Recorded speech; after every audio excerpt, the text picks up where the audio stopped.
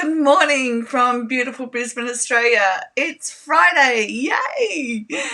Welcome to From Recovery to Remission, and my name's Linda. I'm your trauma recovery coach. This week we've had the most incredible week as we've journeyed together through all things the inner critic and mindfulness and so much more. We've learnt buckets of information, and it will all be in an ebook later today. I'm actually up to date, and it will have all the infographics that we've shared this week, as well as a few extra things, as you know, that I'm going to put in just for you. Good morning, girls. It's wonderful to be here with you. I know you might not be on Friday yet, but we're having a pretty good time. Friday's a good day, okay? I think we can all agree. And it's so good. We've had a chance to connect all together online, and it's been amazing. So this morning I wanted to end on a serious topic, but a serious topic that also gives us hope. Good morning, everybody. Hi, Charlotte. Great to have you here. Now, as you continue saying good morning to each other, I'm going to focus on what we need to unpack today because, as I said, it's a serious topic, but it also has a good outcome to it. Now, for everybody who downloaded their mindfulness book, awesome. It's just fantastic.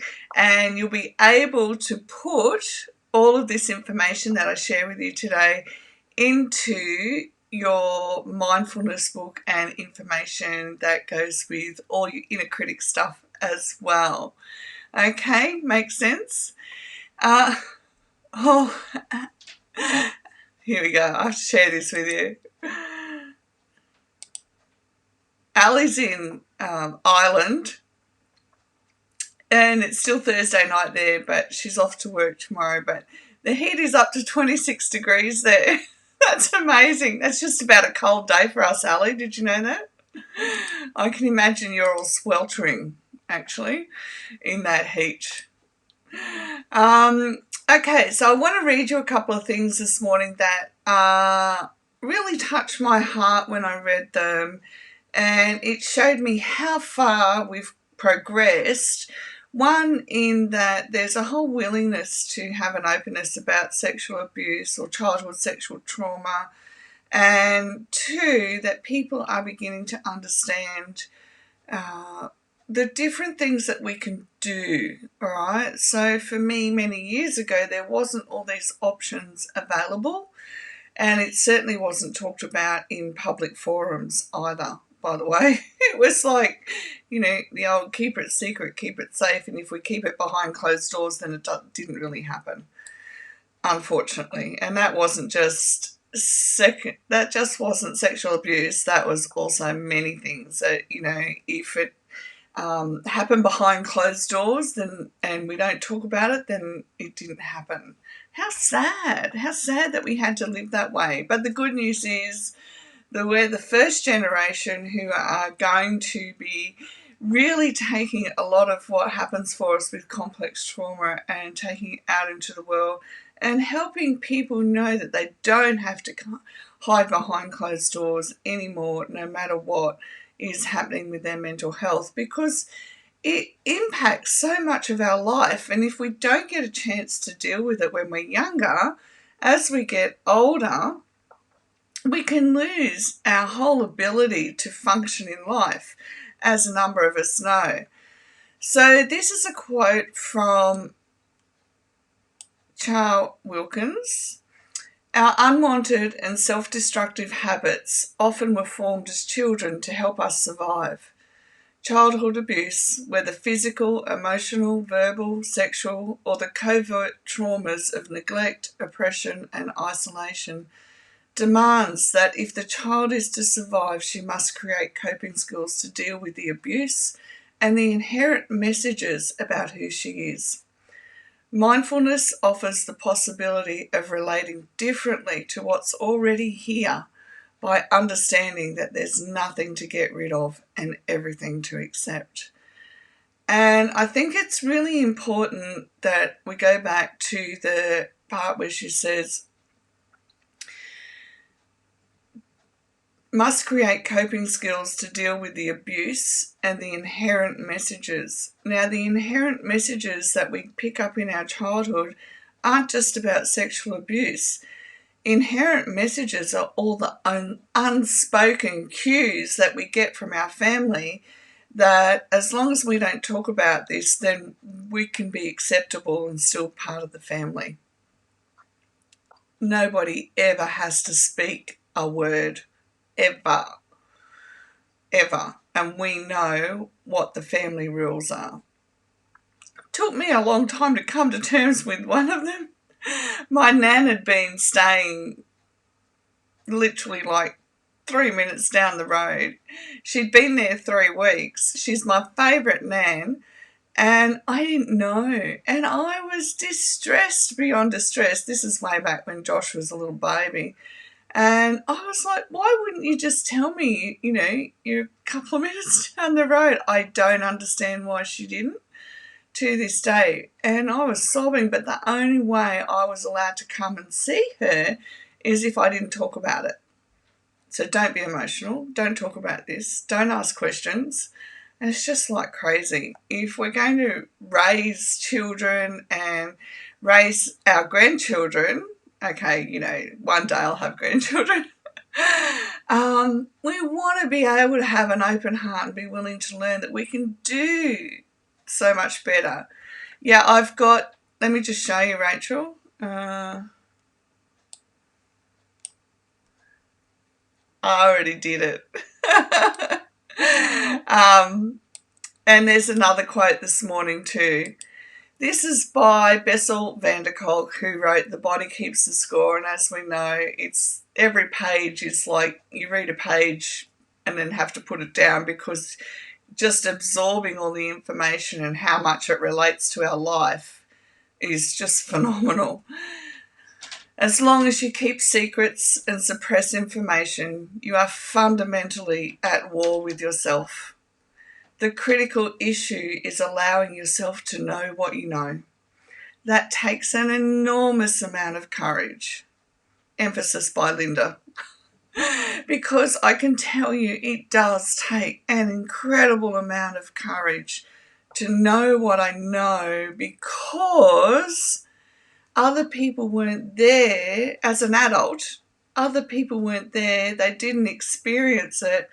And one of the things that can shut us down is that, am I sane? It's like having this conversation with myself. If I tell somebody what happened to me, first of all, in the early days, it was, will they believe me? Because I had a hard time wrapping my head around it myself. But then it gets down to just how sane do I feel sharing this? Am I going to appear insane? And I want to assure you that the only insane thing we ever do is not talk about what's really beating our heart up. All right? We need to be willing. So a key phrase this week, girls, I am willing. And whatever comes after that. And then that builds into our heart area a sense of peace to build up the courage to the one next step of where we need to go. And I am willing. And I found this out last night too. Sorry, heater's on. I don't think I need a jumper and a heater. I discovered this last night too because yesterday the back end of my website, due to no fault of my own or Shopify's, one of the app developers to stop working. So people weren't getting their mindfulness workbook for free. And it was just like, oh wow, I just want to die 1,000 deaths. But the thing was, I didn't get to go to gym. I didn't get to do trauma-informed movement, and it was the day that I needed to. Now, two things happened.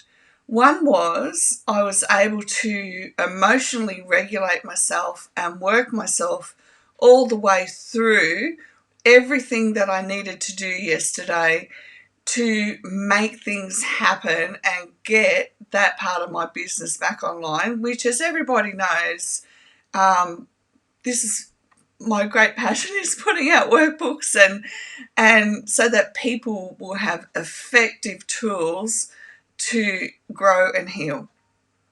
And the other thing that happened is throughout the day, as I'm regulating my emotions and adapting to each situation and not getting overwhelmed, not getting upset, just remaining focused.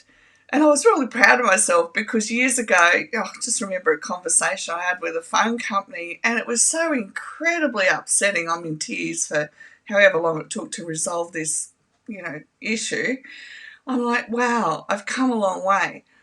And then as I went through the day, I became increasingly aware of how my prefrontal cortex, so my ability to put things in an order, my ability to stay focused, and so much more was becoming reduced. So I went, okay, I need to be at gym. I need to do the trauma-informed movement. But as that happened, I also became aware that at a mind level, a couple of things happened yesterday. I had to shift when I was going to preach, and other things happened. And I started getting this sense of, I'm not good enough. And I went, for the love of all things. But this is how real it is when our whole autonomic nervous system has been on freeze for so long and it's not unfrozen. These thoughts and these things occur not because it's who I am, but because my brain wants me to go back into survival mode and it's trying to protect me. Okay? So in order for me to get back and get my prefrontal cortex and limbic system, back on track, today it's gym and trauma-informed movement. Now, here's the tough part. With this, you never feel like doing it. When our prefrontal cortex is offline, I will guarantee you 500% all money back. We never feel like doing anything because it's like battling our own mind to get onto the tennis court and hit a tennis ball, and we just go, no, can't do it. But the catch-22 with complex PTSD is unless we get up and do it, we can't get well. And I'm just like, wow, we live in this space where unless you've been there, people just wouldn't understand because they do. They just say, come on, Nike, just do it. And I do that. I say, come on, we've just got it, Nike, just do it. And it's amazing. Sorry, Charlotte, I just saw your comment. Yeah, you're right. It was, thank you. Great job, Linda. Yeah, thank you, Charlotte. It was a challenge, but I'm glad that now that all the work I've done I got so much done yesterday. I ended up being proud of myself how much I got done. But I want to talk to you about bringing mindfulness into all of this because when we do, mindfulness is actually known to reduce and improve all the key symptoms of childhood sexual abuse, okay? Including depression, anxiety, self-esteem, and PTSD symptoms by improving emotional regulation. And that is one thing that we've got to develop the inner awareness about is this the ability to adapt and to process our emotions in the moment so that we can be free, okay? Free of everything that's happened before and free of what our brain and our whole autonomic nervous system, which is all on survival mode and wants us to stay there and isolate and stay stuck at home. Well, no. Okay, girls, Linda says no. This is not going to happen. Denise just said, wow, I needed to hear this at this time. I'm stuck. I understand, Denise. I really do. If you're not in the trauma-informed movement group, head over to it. It's all free. And, you can. The trauma-informed movement has literally changed my whole brain. It gets me the ability to focus all day. But I can tell you now, I sit here and I do not want to do it. But I know as the adult if I don't do it, then I won't have a good weekend, and yeah, that's just not going to happen. Okay, so mindfulness allows us to honestly feel our emotions and respond to them in an adaptive way. So as I'm sitting here yesterday and the emotions are churning, so think of the inner critic. Everything that we've learned about the inner critic this week, when things happen in our life, it'll rise up, all right? But when we use the mindfulness, I'm aware that the inner critic's sitting there, and the inner critic wants to go, oh, look, honestly, it could go down this whole monkey chain of thoughts of, oh, you're not good enough, you shouldn't be doing this work. Just add infinitum, anything else you want onto that, and I could have had those thoughts, but they're driven by emotions. Now, I did the infographics yesterday about how we are driven by emotions from when we've got complex trauma, and all that'll be in the ebook. I've literally put them all into the ebook for you, because we need to have it in front of us, so as we see it, we can go, oh yeah, that's what's happening for me now. Now I need to go and do X, Y, and Z, so that I'm back and focused as an adult, not being driven by emotions constantly. Okay, so mindfulness will help us get back to this present moment. Now remember, in our childhood, this present moment wasn't a good place to be too often. Okay, that's just how it was. So we're retraining our whole system to get used to being back in this moment. Sorry, Charlotte, I saw your comment. Charlotte says, darn inner critics, off with their heads. Yes, off with their heads. Absolutely. So, what are we going to do to begin our mindfulness practice in order that we can go, right, this is what's happening for me emotionally, but I need to first know and recognize and be willing to say, I'm feeling this way. It's not, oh, my emotions are running the show and I'm going to shut them in a cupboard and I'm going to forge forward. That won't help, all right? We've got to be willing to say, these are the emotions that I'm feeling.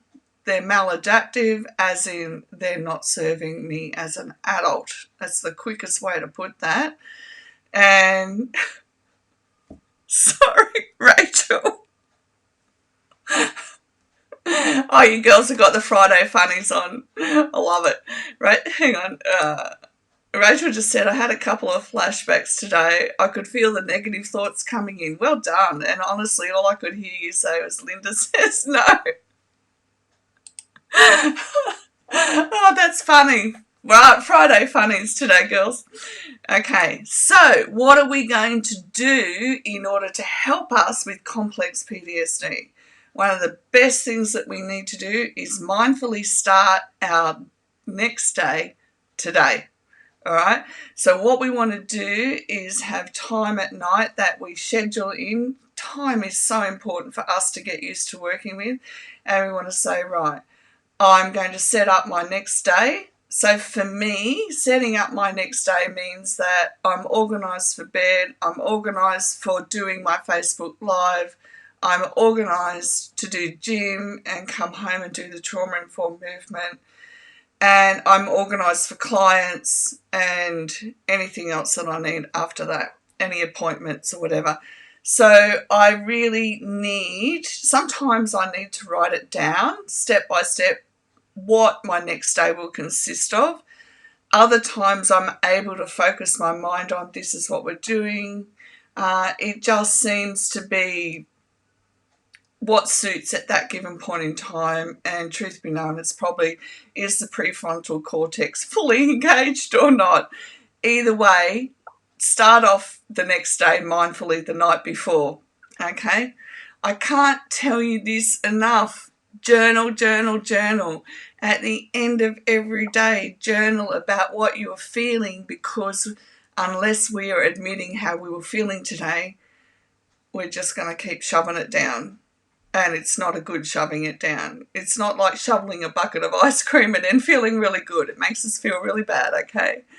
And no, you're not allowed to feel bad about shoveling a bucket of ice cream. I can't do it myself, but, apply the analogy however it suits you. We want to slow down.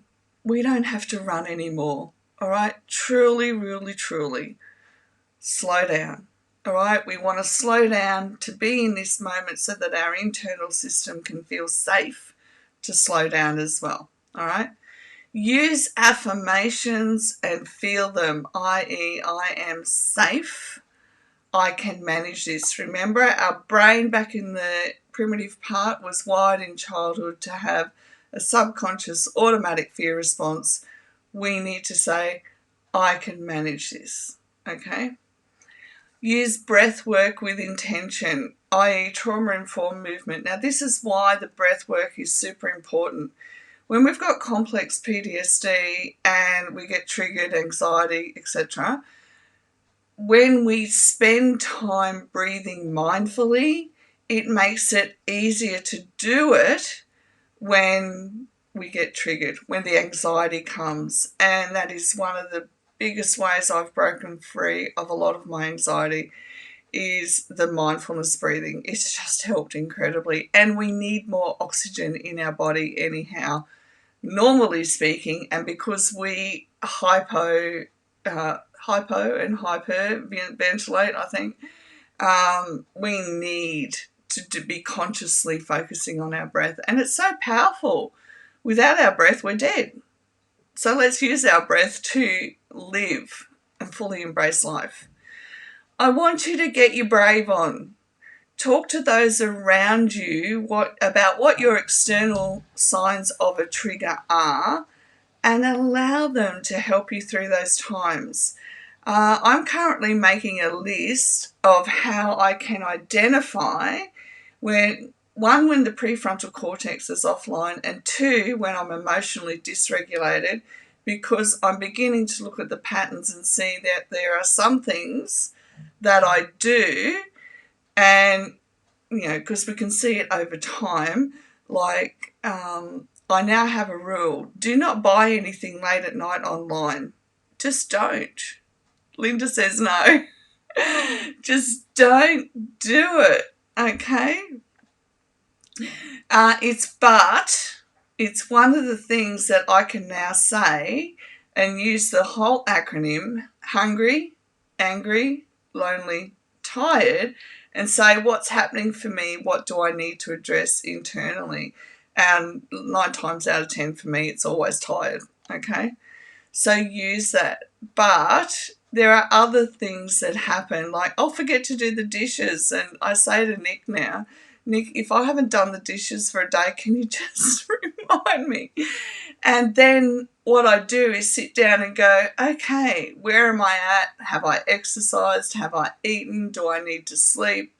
I'm very conscious of asking myself these questions in order to know where my internal system is at and what I need to do to get it back on track. Because when the prefrontal cortex is engaged, I'm able to do everything, no problem at all.